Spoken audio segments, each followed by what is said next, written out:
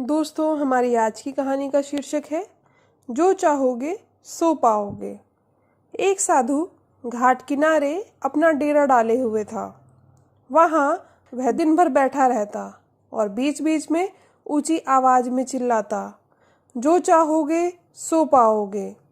उस रास्ते से गुजरने वाले लोग उसे पागल समझते थे।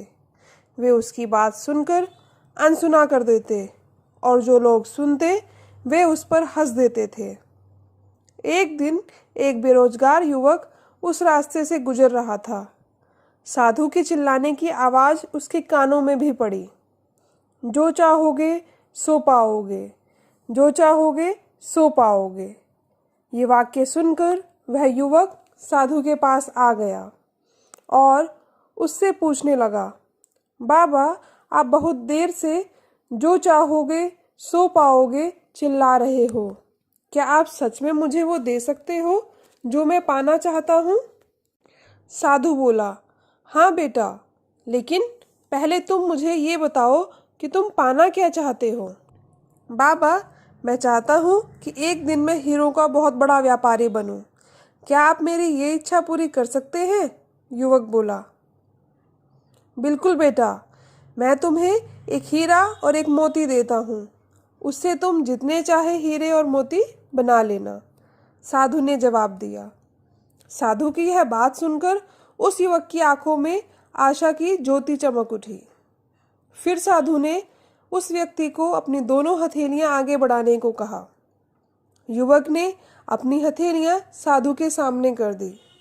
साधु ने पहले उसकी एक हथेली पर अपना हाथ रखा और बोला, बेटा, ये इस दुनिया का सबसे अनमोल हीरा है।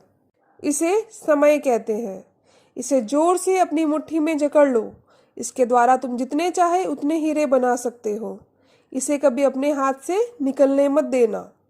फिर साधु ने अपना दूसरा हाथ युवक की दूसरी हथेली पर रख दिया और बोला, बेटा, ये दुनिया का सबसे कीमती मोती है। इसे धैर्य कहते हैं। जब किसी कार्य में समय लगाने के बाद मनचाहा परिणाम प्राप्त नहीं होता तो इस धैर्य नामक मोती को धारण कर लेना चाहिए। यदि यह मोती तुम्हारे पास है तो तुम दुनिया में जो चाहो वो हासिल कर सकते हो। युवक ने ध्यान से साधु की बातें सुनी और उन्हें धन्यवाद कहकर वहां से चल पड़ा।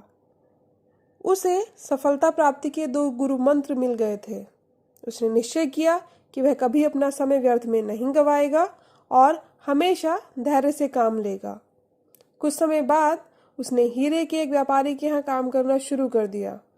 कुछ सालों तक वह दिल लगाकर उस व्यवसाय के हर गुण को सीखता रहा और एक दिन अपनी मेहनत और लगन से अपना सपना साकार करते हुए हीरे का बहुत बड़ा व्यापारी बन गया।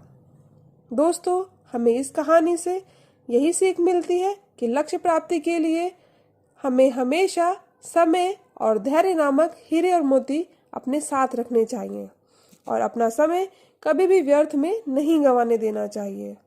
कठिन समय आने पर धैर्य का दामन न छोड़ने पर ही हम सफलता को प्राप्त कर सकते हैं और जो मनुष्य धैर्यशाली होता है वह सफल अवश्य होता है।